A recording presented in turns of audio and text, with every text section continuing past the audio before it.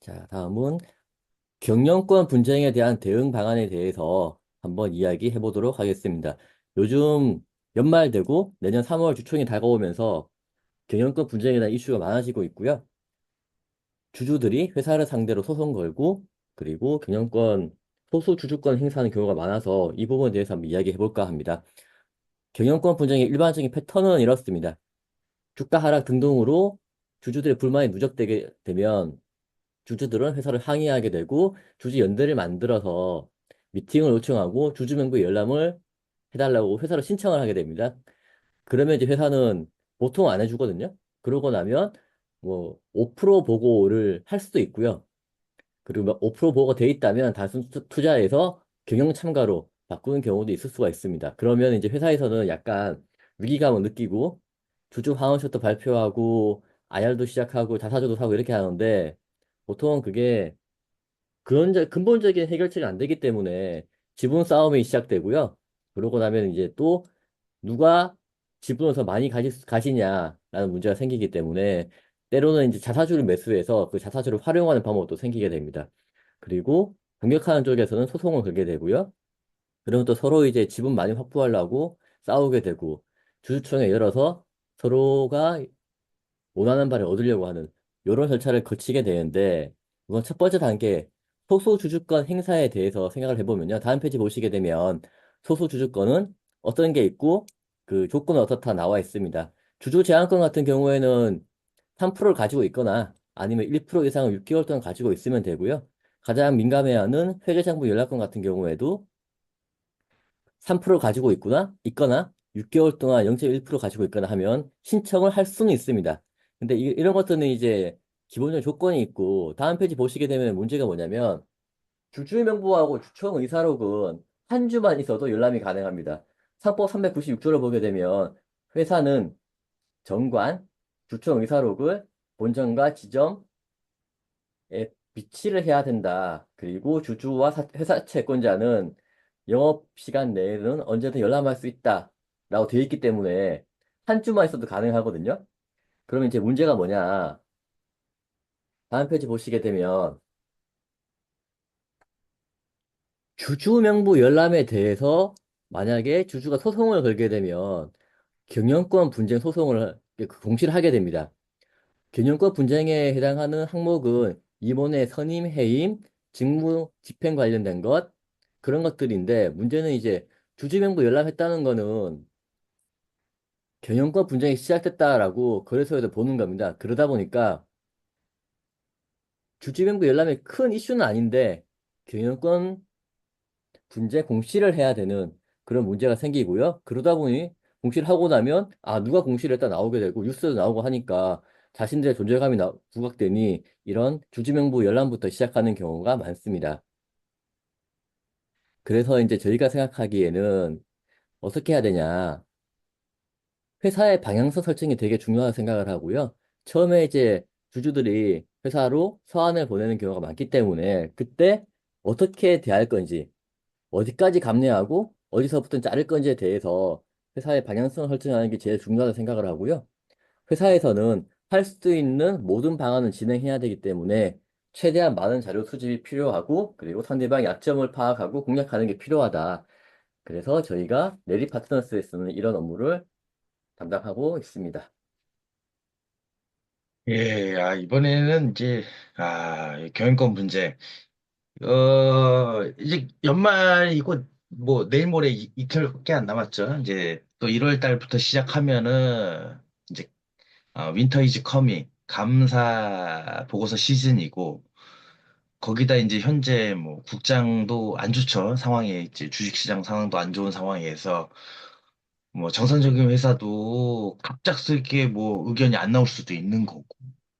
그리고 주가도 계속 지금 뭐 떨어지고 있고, 언제 위태위태한 상황에서 이제 주주들이 그나마 이제 좀 네이버 정보통방이라든지, 네이버 정보통방이 제일 크죠. 지금 현재는 제일 크고, 이제 거기를 통해서 이제 액트라든지 헤이홀더라든지, 지금은 거의 활동을 하지 않는 네비스탁이라든지, 뭐 이렇게 요런, 거의 지금은 이제 액트하고 헤이홀더를 거의 하고 있죠. 그런 그 플랫폼을 통해서 소액주주 연대를 결성하고 그 연대를 결성을 해서 이제 아무래도 자기들의 소액주주들의 의견을 개진을 하려고 하는 행동들이 주주 행동이 많이 지금 활성화가 되고 있는 거죠. 이런 것들이 뭐 자본주의 사회에서는 당연히 필요하고 또 선진 자본가로서 자본시장으로 발돋움하기 위해선 당연한 필수적인 과정일 것 같아요.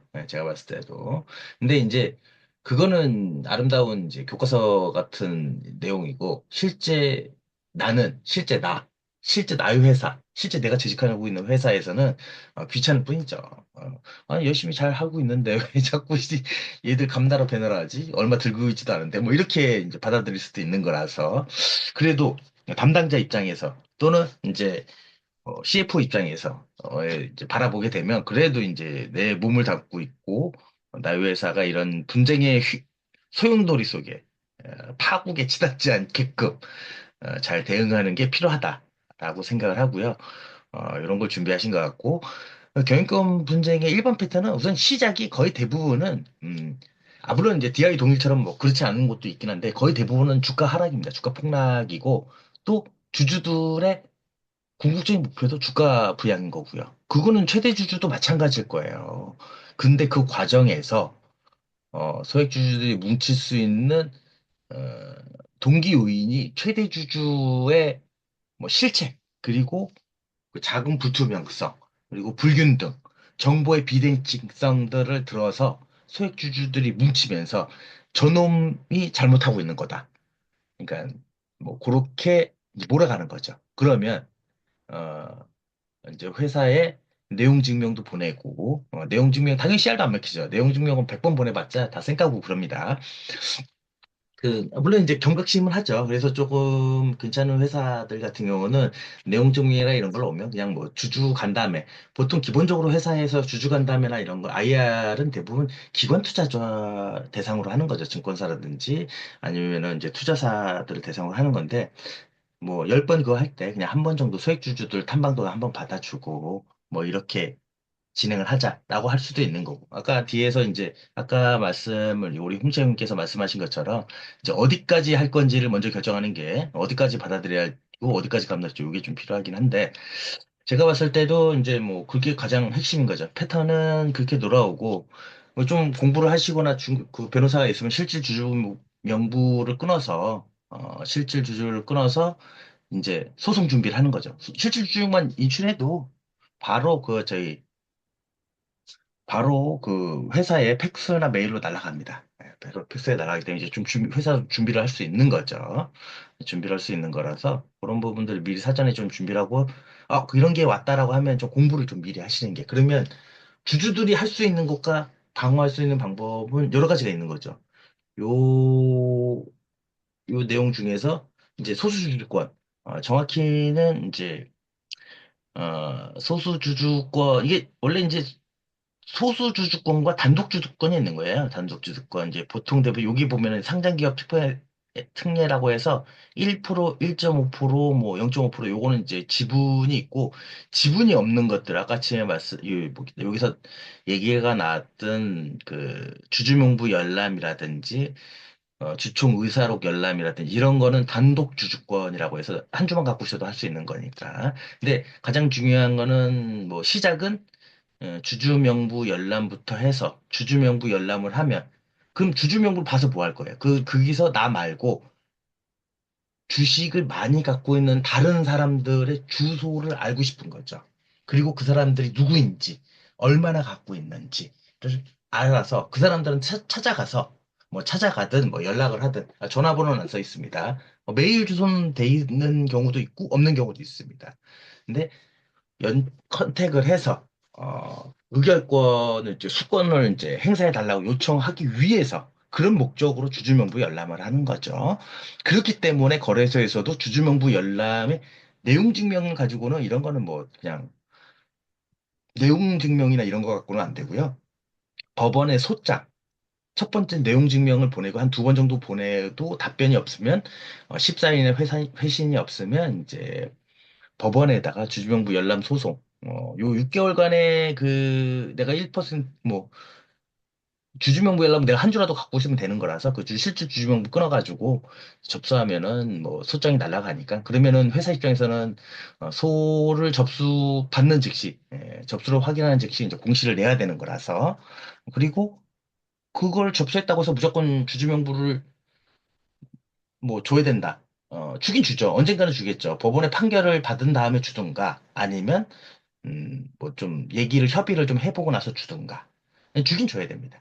주긴 줘야 되는 거라서 이제 그 다음 스텝이 중요한 거. 주주명부 갖고 뭐 할 수 있는 게 많지 않기 때문에 가장 중요한 속고 모집을 하는 거라서 그리고 난 다음에 그 주주명부를 받는가 동시에 보통은 주주제한권을 준비를 합니다. 이 주주제한권은 이제 6개월간 발행 주식 1%라서 이게 1% 여러 명이서 연명목을 모아가지고 이게 주주총회 이게 아무나 아무 때나 할 수 있는 건 아니고요. 주주제한권 같은 경우는 정기주주총회 예, 정기주주총회에 준해서 그 사중가 이게 한 달 전에 미리 이제 6주 전에 보내야 됩니다. 근데 정기주총회가 언제 열릴지 모르니까 직전 연도에 열렸던 날을 기산으로 해서 6주 전으로 해서 올해 보내면 작년 주전 6주 전 기준에서 올해 보내면 주주제한권을 그걸 또 접수를 하면 당연히 주주제한권 접수를 하면 올려야 된다. 이건 의무사항입니다. 그 대신 다퉈볼 수는 있는 거죠. 이게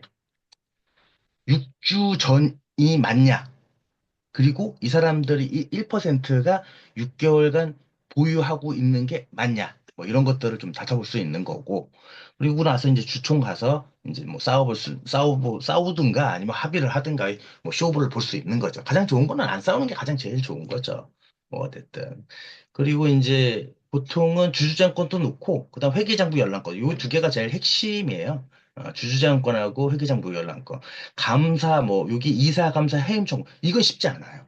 요거 해임 청구권은 배임 행령이라는 것을 거의 100% 맞진 않는데 거의 이런 것들이 수반이 됐을 때나 가능한 얘기예요. 그러니까 이사감사 해임을 바로 할 수는 있지는 않고요. 보통은 회계장부 열람을 먼저 하고 그 회계장부에서 이제 판관비 쓴 것들이 알고 봤더니 개인적으로 쓴 것더라. 뭐 이걸 뭐 시비를 뭐 이중 발행한 것 같더라. 뭐 이런 거 이제 숫자로 찾아내서 그럼 이걸 가지고 배임행령 고소 고발을 하고 이사감사 해임 같이 청구하는 거라서 시작이 주주명부 열람. 그 다음이 주주 제한권과 이제 회계장부 열람 뭐 이런 것들 그리고 이제 주주 제한권은 대부분 이사감사 해임 청구권이 안 됩니다. 보통은 선임의 건들을 많이 집어넣습니다. 나의 이사와 나의 소액주주들의 이사와 소액주주들이 추천하는 감사들 선임하는 요걸 후보적으로 넣어달라. 그리고 이제 뭐 자기 주식 뭐 매입을 해달라. 뭐 이런 것들이기 때문에 하고 이 주총 소집 청구권도 같이 이제 많이 하는 내용인 거죠. 뭐 집중 투표 청구권 같은 경우는 많이 하지 않고요. 업무 감사권 같은 경우도 뭐 많이 하진 않고 뭐 나머지 것들 그리고 이제 좀 극단적으로 치달을 때는 이제 감사인 청구권 같은 경우도 뭐 많이 하는 요즘에는 많이 하는 추세입니다. 근데 요 감사에는 내가 검사인 같은 경우는 우리가 청구를 했다고 해서 그 검사인이 법원에서 검사인을 뭐 승인해 줘가지고 검사인을 파견한다고 해도 뭐 저희 그 소액주주들이 청구한 청구자 측 편을 들어주는 건 아니고요. 그냥 적법하게 됐다 안 됐다. 이게 주식 수가 맞다 안 맞다. 요 정도만 보는 거라서 너무 기대를 안 하시고 그냥 상대방의 야루가 없을 정도의 확인만 하는 거다. 그 비용도 어차피 회사가 제출한 재고 지급을 하는 거라서 뭐 소송 비용은 당연히 이제 각자 부담을 해야 되는 거죠. 뭐 그런 부분들이 있어서 이런 것들은 하나하나가 좀 요거 하나로 당연히 이거 뭐 주주제한권이나 뭐 이런 거 소집청권 요 하나하나도 이제 좀 유심히 봐야겠지만 이걸로 인해서 파생돼야 되는 또 그 상대방이 청구하는 목적이 무엇인가를 가지고 뒷수습까지 좀 생각을 좀 해봐야 되고, 회사 담당자 입장에서는 이게 우선 적법하게 기간을 맞췄는지, 퍼센트가 맞는지, 시뮬레이션, 그리고 이제 이렇게 됐을 경우에 우리가 지분율이 어떻게 되고 희석률이 어떻게 되는지까지 좀 시뮬레이션 해서, 어, 좀 생각을 해놔야 된다. 그게 좀 필요할 것 같고요. 이게 이제 단독주주권이가 주주명부하고 의사록들은 한 주만 있어 가능하긴 한데, 청구를 할 수 있다라는 거지, 무조건 와서 그냥 내가 한 주 갖고 있어. 빨리 문 열어. 이거는 말이 안 된다고 생각하시죠. 왜 말이 안 되냐면, 뭐 쉽게 생각해서 내가 삼성전자 한 주를 갖고 있다고 해서 한 주 들고 삼성전자 그 본사 들어가기도 쉽지 않고, 거의 뭐 그냥, 야, 내가 주주야, 문 열어. 당연히 안 되겠죠. 업무 기밀이라든지 영업방해 이런 걸로 아마 이제 뭐 안 되기 때문에 요거는 이제 소장으로서 이제 하는 거고, 청구를 할 수 있다는 거지 무조건 해줘야 된다는 건 아니거죠. 청구는 거절할 수 있는 거예요. 할 수 있다. 이런 거라서 거의 뭐 이런 것도 다 이제 소송으로, 주주용분 잘 안 주죠. 예. 그런 걸로 하시면 될 것 같습니다. 제가 봤을 때는 간단하게 이제 겨울이 오고 이제 감사 시즌이 오고 주주총회 시즌이 도래했기 때문에 이제 하나하나 공시가 나올 거예요. 상장사들마다 지금도 나오긴 있긴 하지만 그래도 이제 하나하나 이제 주주제한권 제일 먼저 이제 했던 게 이제 주주 명부 열람, 주주 명부 열람을 제일 먼저 하겠죠. 이제 1월 한 20일 정도, 빠른 회사들은 1월 20일부터 이제 상장사들 수령하니까, 뭐, 거의 대부분 다 12월 말 결산 보면 다 받으니까, 이제 그거 가지고 많이 진행을 하지 않을까. 이제 내용 증명이나 전화 통화로 쇼부만 잘 본 회사 같은 경우는 소송을 안 걸기 때문에 공시가 안 나갈 거고요. 근데 보통 거의 모든 회사들은 거의 대부분, 제가 아는 거의 대부분의 회사들은 내가 주주라고 해서 전화라거나 내용 증명만으로 주주명부 주는 회사는 거의 없습니다. 다 소송 접수가 돼야, 그러고 나서 이제 재판 기일 잡히고 나서야 재판에 참석하는 게 전에 그냥 줍니다. 그게 이제 통상적인 이제 내용인 것 같습니다. 그런 부분 이제 하나하나 이제 겨울의 시즌이 온 것 같아요. 하나하나 이제 보면 될 것 같습니다. 저희 레디 파트너스 같은 경우에는요, 2024년 한 해 동안 주주 제한, 그리고 주주와의 다툼을 회사 입장에서 진행했다고 봐도 과언이 아닐 것 같습니다. 1년 내내 거의 그 일만 한 것 같고요. 주주 제한 들어왔을 때 이걸 분석하고 어떤 방향으로 대처를 하는지, 그리고 소송에 대해서는 어떻게 했는지에 대해서 많은 저희 사례도 가지고 있고, 저희가 직접 한 경험이 있으니까 많이 문의 주시면 대응해 드리도록 하겠습니다.